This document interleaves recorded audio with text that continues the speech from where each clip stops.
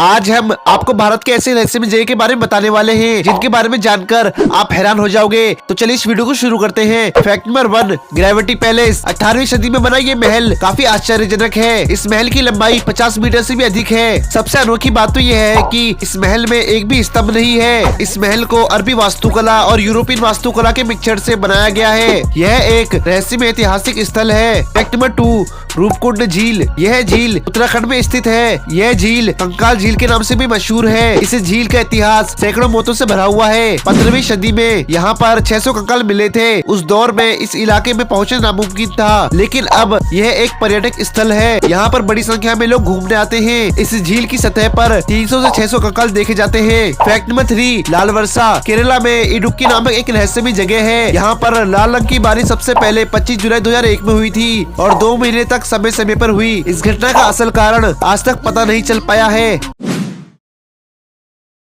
धरती की शुरुआत से अब तक कई सारी जानवरों की प्रजातियां विलुप्त हो चुकी हैं। कई सारी प्रजातियां तो हम इंसानों की शिकार करने की वजह से खत्म हो चुकी हैं और कई तो प्रकृति का शिकार हो चुकी हैं। तो चलो आज हम इस पर बात करते हैं। फैक्ट नंबर 1, ऊनी मेमथ। इन सभी जानवरों का विलुप्त होने का असल कारण जलवायु परिवर्तन है। हाल ही में अध्ययनों से पता चलता है कि पिछले हिमयुग की समाप्ति के बाद लगभग 7500 साल पहले ये विशाल जानवर मर गए थे। भारी मात्रा में शिकार और गर्म जलवायु के चलते ही विलुप्त हो गए। फैक्ट नंबर 2, यात्री कबूतर। सन 1900 की शुरुआत में ये जानवर विलुप्त होना शुरू हो गए। अमेरिका में बसने वाले लोगों ने इनका भारी मात्रा में शिकार किया। लोगों ने हर साल मांस के लिए लाखों कबूतरों को मारा और 1870 में इनकी प्रजातियों में भारी कमी आई और 1914 में ये पूरी तरह विलुप्त हो गए। Fact number 3, great oak. ये पक्षी उत्तरी अटलांटिक में पाई जाती है। उनके छोटे से पंख होते हैं। ये पानी में तैरते थे। 1800 के दशक में नाविकों द्वारा ये भारी मात्रा में शिकार होने लगे। शिकारियों द्वारा इनको भारी मात्रा में मारा गया और 1844 में ये पूरी तरह विलुप्त हो गए।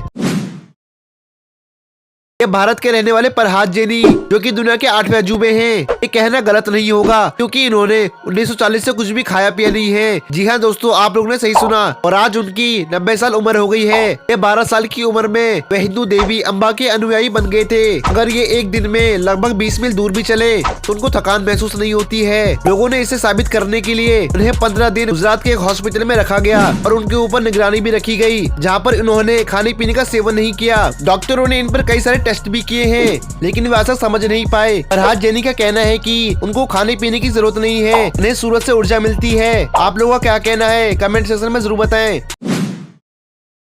आप सभी लोगों ने चीज कभी ना कभी खाया होगा। अगर आप चीज को देखेंगे तो आपके मन में ख्याल जरूर आएगा कि आखिर चीज में छेद क्यों होते हैं। चीज जो कि दूध से बनता है। चीज को तैयार करने के लिए दूध में कुछ खास तरह का बैक्टीरिया डाला जाता है। दूध में केमिकल रिएक्शन होने के बाद दही और पानी में बढ़ जाता है। इसे गोल बर्तन में तैयार किया जाता है। जैसे जैसे चीज बनने लगता है, इसमें मौजूद बैक्टीरिया लैक्टिक एसिड और कार्बन डाइऑक्साइड गैस को रिलीज कर देता है और इसमें बबल्स जैसी संरचना दिखने लगती है। यही वजह है कि आप चीज को काटते हैं तो इसमें कई गड्ढे नजर आते हैं। इन गड्ढों को आइज कहते हैं।